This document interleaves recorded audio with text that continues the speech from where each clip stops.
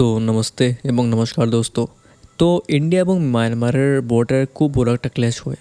ওকে, আপনারা হয়তো জানেন যে কিছুদিন আগে আমাদের অরুণাচল প্রদেশে আসাম রাইফেলসের ক্যাম্পে বা এই রিজনে আর কি, তার উপর মানে মিয়ানমার থেকে অ্যাটাক আসে।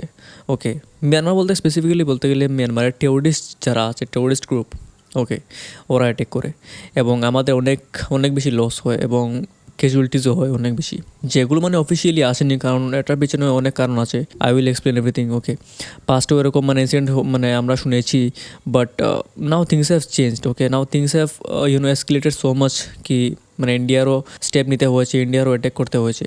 ওকে, ইন্ডিয়ার ড্রোন ইউজ করে স্পেসিফিক্যালি মানে এই আতঙ্কের জায়গাগুলো মানে ট্রেস করার জন্য এবং অ্যাটাক করে।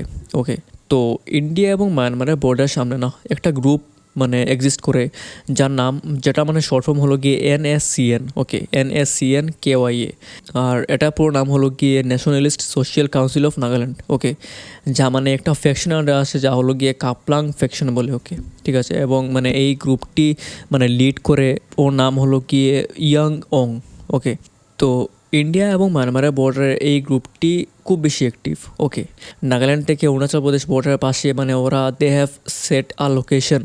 ওকে, এবং মানে এটা হলো একটা মানে this is a very dense forest based area. Okay, যেখানে মানে দে হ্যাভ দ্য অ্যাডভান্টেজ কি ওরা এখানে থাকতে পারে এবং মানে they can live here. Even the people of Myanmar and also the government of Myanmar also like tired of them. Okay, পাস্টেও অনেক মানে ইনসিডেন্ট হয়েছে মানে war they have attacked our nation. Okay, এটার পেছনে কারণ হলো গিয়ে মানে separate demand of country. Okay, from India, just like ULFA.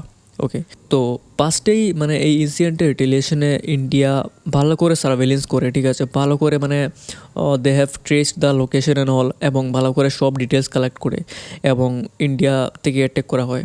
ওকে, যদিও মানে এটা কোনো অফিসিয়ালের দ্বারা এখনও জানানো হয়নি, but still it can be considered as true source. Okay, কারণ অনেক ইনসাইডার থাকে, অনেক মানুষ আছে এবং পাস্টেও অনেক ইনসিডেন্ট হয়ে গেছে মানে হুইচ ক্যান এশিওর কি লাইক হ্যাঁ এটা হয়েছে। এই গ্রুপগুলো অনেক আগে থেকেই মানে অনেক বেশি এগ্রেসিভ, ঠিক আছে, এবং অনেক বেশি extremist kind of they like they don't want peace talk and all. Okay, India থেকে অনেক আগে বলা হয়েছে কম্প্রোমাইজের জন্য বা মানে কোনো জিনিস সেটেলমেন্টের জন্য বলা হয়েছে। Okay, but they have never been agreed to this, ওরা কখনো রাজি হয়নি।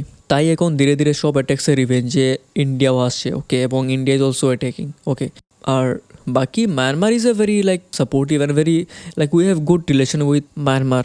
ওকে, অ্যান্ড মায়ানমারও মানে সাপোর্টই করছে ইন্ডিয়াকে, কারণ ওরাও চাইছে যে এই গ্রুপগুলোকে মানে যেন কোনোভাবে এলিমিনেট করা যায়।